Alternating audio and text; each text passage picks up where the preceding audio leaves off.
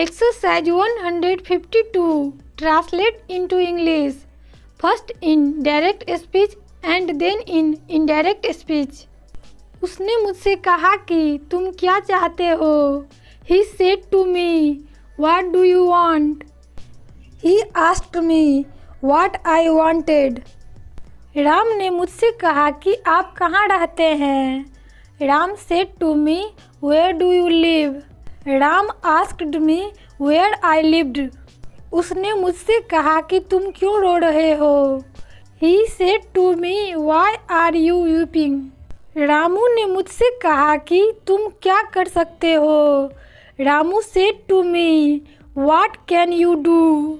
Ramu asked me what I did.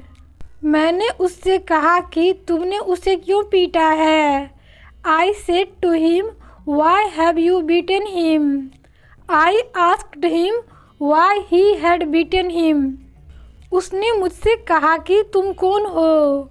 He said to me, who are you? He asked me who I was. Sita ने मुझसे कहा कि तुम्हारा नाम क्या है? Sita said to me, what is your name? Sita asked me what my name was. उसने मुझसे कहा कि यह क्या है?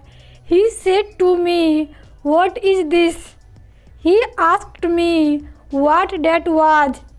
उसने रीता से पूछा कि तुम क्यों तैयार हो? He asked Rita, why are you ready?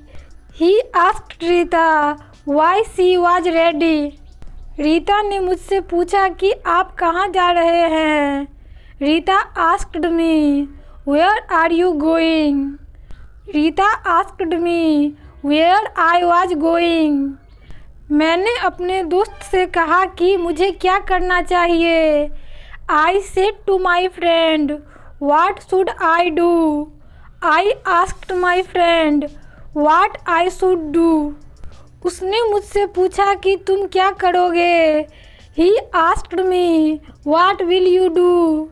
He asked me what I should do. मैंने राम से कहा कि तुम क्यों नहीं पढ़ते थे? I said to Ram, why did you not read? I asked Ram why he has not read. Please like कीजिए, कमेंट्स कीजिए, शेयर कीजिए और हमारे चैनल को सब्सक्राइब कीजिए। Thank you.